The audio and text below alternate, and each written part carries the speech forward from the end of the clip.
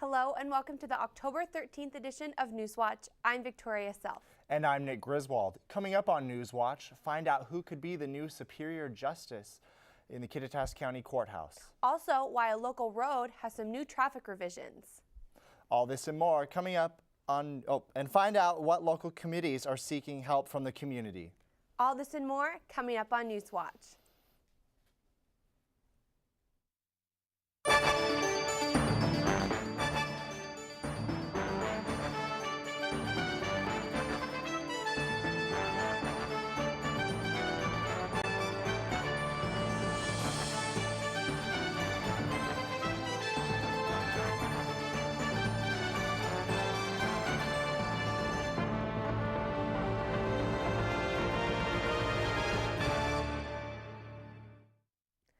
Are there changes on the way for Kittitas County with the recent retirement of a Superior Court judge?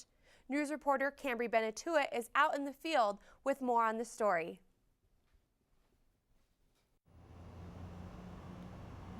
After a somewhat sudden retirement by Superior Court Judge Michael Cooper on September 30th, the question on everybody's mind in Kittitas County is who will be his replacement. With only one Superior Court judge presiding, Scott Sparks, Governor Gregoire will appoint a second Superior Court judge in November. The people of Kittitas County will be able to elect a new judge in November 2012's election. Any attorney in the county is eligible to file for Superior Court candidacy. Co-chairman of the Law and Justice Council, William Holmes, says the Honorable Michael E. Cooper's more than 22 years of service has been very much appreciated for his excellent judicial demeanor, and he hopes the next person to fill his shoes has the same recognition of the law and the people of Kittitas County. Reporting in front of the courthouse, I'm Cambry Benatua for NewsWatch. Many Ellensburg residents have noticed a substantial amount of traffic around town lately. What many do not realize is why there is a sudden rush of construction flooding the streets of Ellensburg. Joining us in studio today, we have Justin Rydens, who will be discussing the new development codes that are impacting the city. Thank you for joining us, Justin. Thanks, Nick. So the City of Ellensburg Planning Commission is making some big changes with the urban city limits? That's right. The city is updating their entire development code for the City of Ellensburg, which improves their comprehensive plan. The comprehensive plan is the big picture, which includes all the goals and aspirations for the city. The development code with that are the specific regulations that essentially implement the comprehensive plan. The current development code that they are using is from the 1970s, and the comp plan is from 2006. Needless to say, these two don't go well together. How interesting. So what is within this new development code, and what will it mean for the City of Ellensburg? Well, there are specific pieces within the development code that put it all together. I spoke with Lance Bailey, who is the planning supervisor for the City of Ellensburg Community Development Division, and he said that they are working on smarter growth policies. These policies tie into the denser urban core part of Ellensburg than they do in rural areas of town. There are two big things that they are working on. The first is that they are working on changing street standards, such as better sidewalks and bike paths. This is great if you don't have a car, because now you can maneuver through town with ease. Secondly, they are working on much more diverse types of housing, such as townhouses and cottage housing, which is basically a compact lot of houses within a designated area. This is especially favorable for renters because they're cheaper than a regular house, and with over 50% of Ellensburg residents being renters, this will benefit many people. The bottom line is this new development code helps allow more density within the city limit without expanding beyond it. It sounds like this will make many college students happy in the future. So how does a development code such as this get passed to begin with? Well, it's a bit of a long process.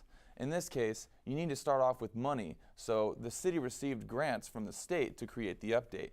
Then you need to hire a consultant to provide feedback and also have a draft for the new code.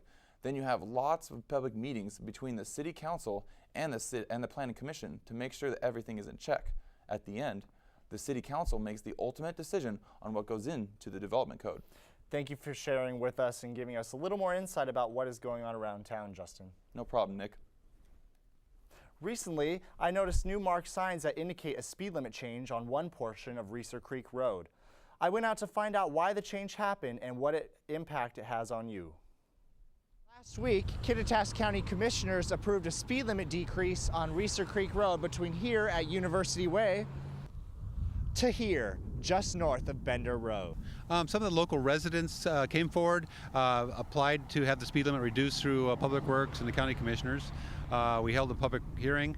The Public Road Department came out and did a speed analysis, determined that it was appropriate to reduce the speed because of the volume and the cross traffic from the new residents in the area.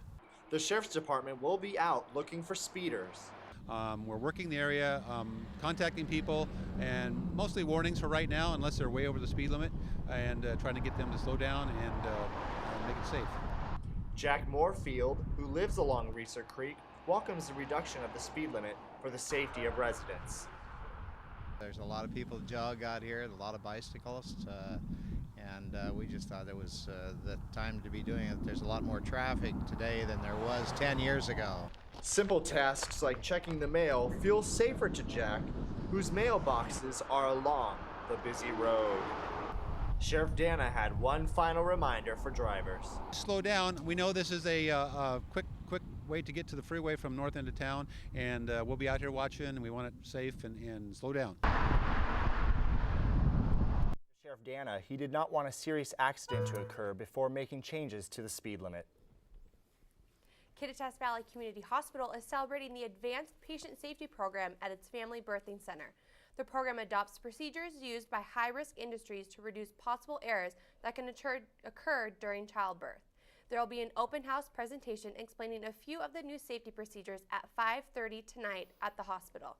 Hospital Director of Communications, Amy Diaz, says this is a presentation that expectant mothers should attend. Coming up after the break, the newly appointed Kittitas City Council member is looking to set a high bar for those to follow. Plus, if you're thinking about getting involved in the community, here's your chance. All this and more next on NewsWatch.